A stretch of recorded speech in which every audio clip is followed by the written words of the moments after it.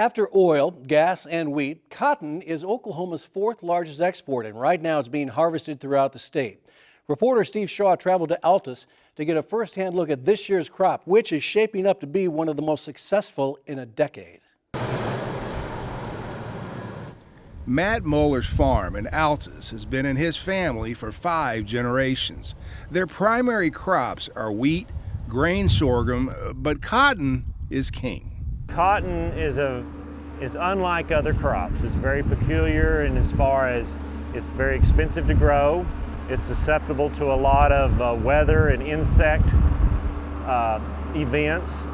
And yes, if you consider farming gambling, cotton farming is high stakes gambling. Moeller says you can trace cotton's volatility right off the bat to the fact it's very expensive to grow. We start the year buying bags of seed for $450 a bag, whereas when I was a kid in the 1980s, we paid $25 a bag for it. So the costs have exponentially gone out the roof. They have spent millions of dollars in research improving the genetics, the ability to control insects in a much more environmentally friendly way, but they pass that cost on to the farmers and we end up paying for it. It is a very high-risk crop. Mike Schultz is also a cotton farmer, and he's station superintendent at Oklahoma State's Southwest Research and Extension Center in Altus. He says in 2021, the Sooner State ranks behind only Texas and Georgia when it comes to volume. This year we'll harvest somewhere in the neighborhood of about 550,000 acres statewide, which is up considerably over the last decade, and that'll equate to about just short of 1 million bales of cotton.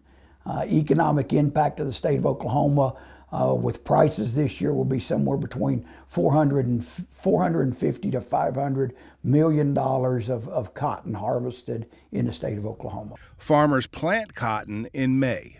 What do you need to grow cotton? I mean, what kind of climate do you need? So cotton, you need a strong stomach and a good banker, because cotton's a very expensive crop to grow, but the environment that cotton thrives in is heat. Cotton is a tropical plant, so the hotter the better, which makes Altus, Oklahoma a great place to grow cotton.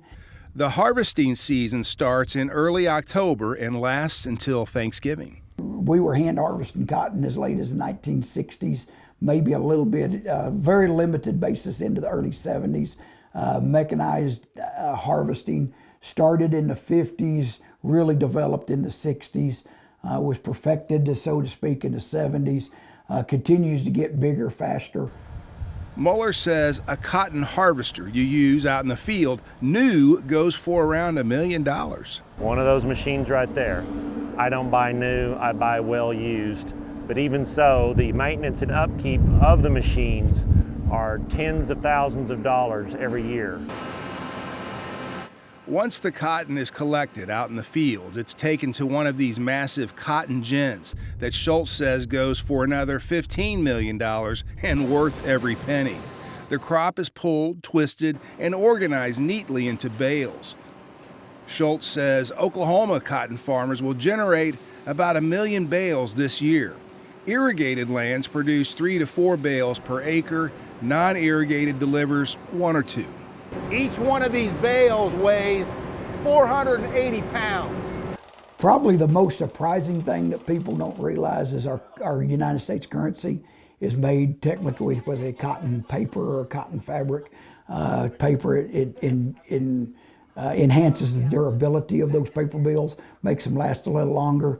We certainly think about clothes, the things that we wear. Right now, Schultz says a single bale of cotton is worth anywhere from $480 to $500. It is capable of making 215 pairs of jeans, or 249 bed sheets, or 765 men's dress shirts, 3,085 diapers, or 313,600 $100 bills. Schultz says last year's cotton crop sold for 65 to 70 cents a pound. This year we're selling cotton for 95 to $1 a pound. Demand, we've seen demand go up for cotton products over the last year. We've seen production go down a little bit. World supplies are tightening. Everything that we do in agriculture, in bulk commodities, centers around what China does. China consumes and buys a tremendous amount of cotton. They have made a statement that they're going to buy more U.S. cotton in this next marketing year than they ever have bought historically. A year and a half ago, I sold cotton for 49 cents a pound. This morning, I had a landlord sell some for $1 a pound. So the price swing is tremendous. Once in a blue moon, things will line up. This year, prices are bucking 10-year highs, which is good, unless you've already pre-sold some 6 months ago at a much lower price. A mini economy that can turn on a dime. You can study economic charts, patterns, outlooks, but when you keep having these black swan events, whether it's political upheaval, COVID, things like that, and supply chains collapse, transportation chains collapse, we never know. We know that in 30 days it could be a totally different world with a totally different outlook, and that makes us very cautious. We're really just starting to move a lot of cotton. I mean, they started harvesting cotton in South Texas about 60 days ago, and that cotton started moving to the market. We've progressed now through 60 days of harvesting. A lot of cotton is beginning to move.